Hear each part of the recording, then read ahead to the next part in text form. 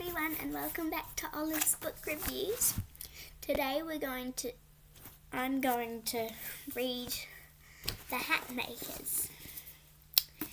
Next time in my book reading, I'll read The Mapmakers, and then after that, I will read The Strange World Society 1. Now, we're going to do this chapter by chapter, okay? I'm going to do the first chapter and then watch in the next episode for the next chapter. Yeah? Okay, here we go. It was a wild and lightning-struck night, the kind of night that changes everything. Jagged forks of light ripped across the sky and thunder rolled in tidal waves over the rooftops and spires of London. With the rain lashing down and the clouds crashing above, it felt like the whole city was under the sea. But Cordelia Hatmaker was not afraid. In her candle-lit room at the very top of Hatmaker House, she was pretending to be aboard the Jolly Bonnet. The ship was being tossed by massive waves as she staggered across the deck, reeling her hearthrug, fighting a howling wind. Boom! "Batten down those lashes, Fortescue," she yelled. "I've got to lash myself to the wheel." A tin soldier stared blankly from the mantel. "Aye, aye, Captain," Cordelia squeaked out of the corner of her mouth. Boom! "Enemy fire!" Cordelia cried, seizing the back of her wooden chair and heaving. Under her hands, it became a great ship's wheel. Boom! A violent gust of wind blew the window open. The candle spluttered out, and Cordelia was plunged into darkness.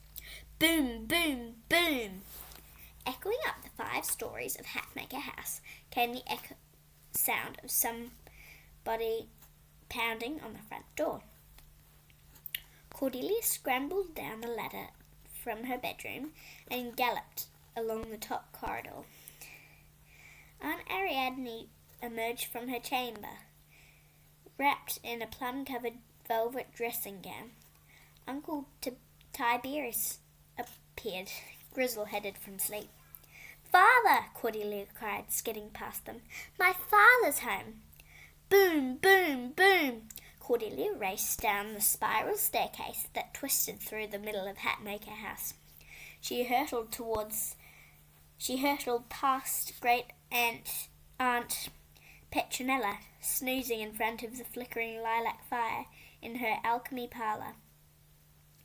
She rushed past the tall doors of the hat-making workshop and decided that sliding down the corkscrew banister would be quickest. In 3 heartbeats, she reached the bottom floor. Her bare feet slapped the cold tiles of the hallway. She shook her head to chase away the dizziness and ran in not quite a straight line because she was still a little giddy, across the wide hall to the door. White light flared across the sky as she turned the hefty key in the lock. A tall figure loomed through the pebbly window. Thunder clapped overhead as she pulled open the heavy oak door. A crack of lightning split the sky in 2. A man stood on the front step of Hatmaker House. He was drenched, ragged, and gasping in wind. It was not her father. Okay. Chapter 2. Cordelia stumbled backwards as the man lurched through the door, bringing the rain and unruly wind into the house with him. His rich brocade cloak smelled of sea spray and salt. "Lord Whittloof!" It was Aunt Ariadne, carrying a lantern down the stairs. "What on earth has happened?" Lord Whittloof was dripping a puddle of rainwater onto the hall floor. "Alas, not earth, Madam Hatmaker, but sea," Lord Whittloof wheezed. "Something has happened at sea."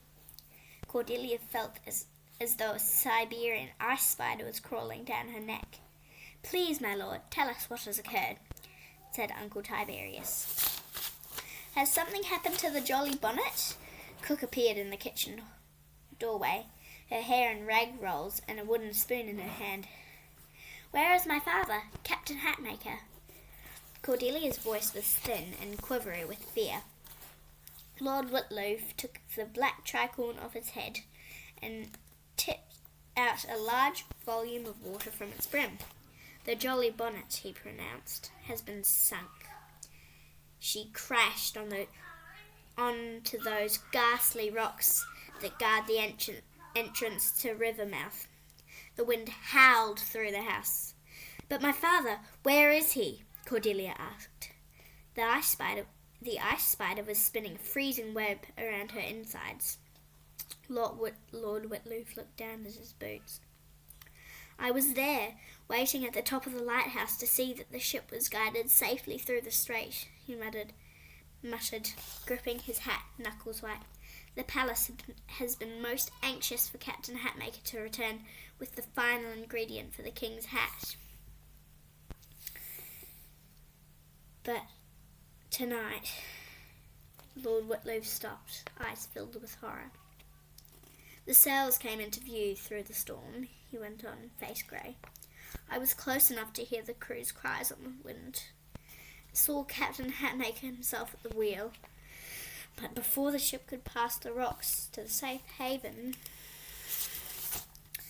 of Rivermouth, a terrible wave crested from the black ocean and cast the Jolly Bonnet upon them. The ship was matchsticks in a matter of moments."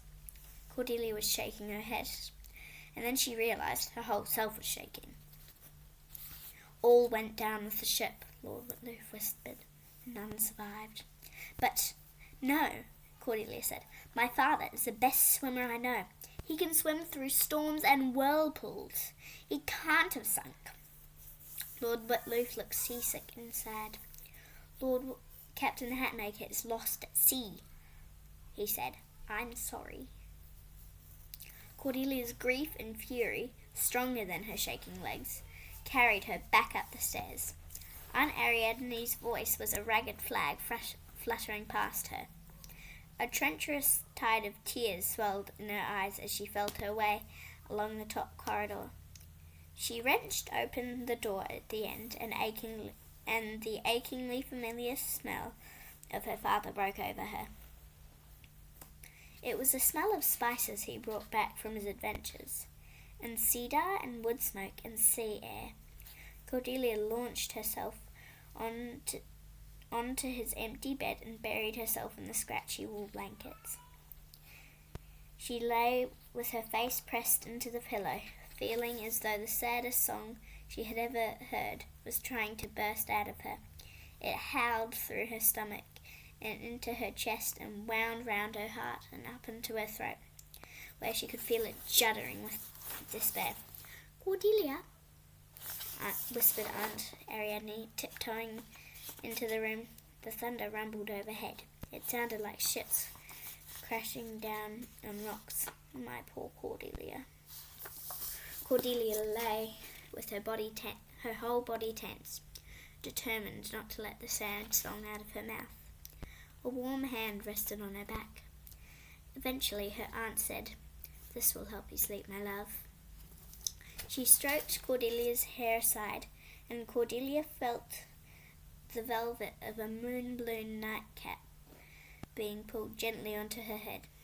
The nightcap worked a dark purple kind of magic, and she was asleep in the space of a single sigh. Tentacles beckoned her from the deep, and she called to her father, but her voice was lost among the shapes of wave. All night long the words "lost at sea, lost at sea, lost at sea" whispered to her in storm-tossed dreams, and an albatross keened and curled in the strange sky. In the morning she woke with an idea. What is lost can be found. So that's it for today, guys. I'm so sorry.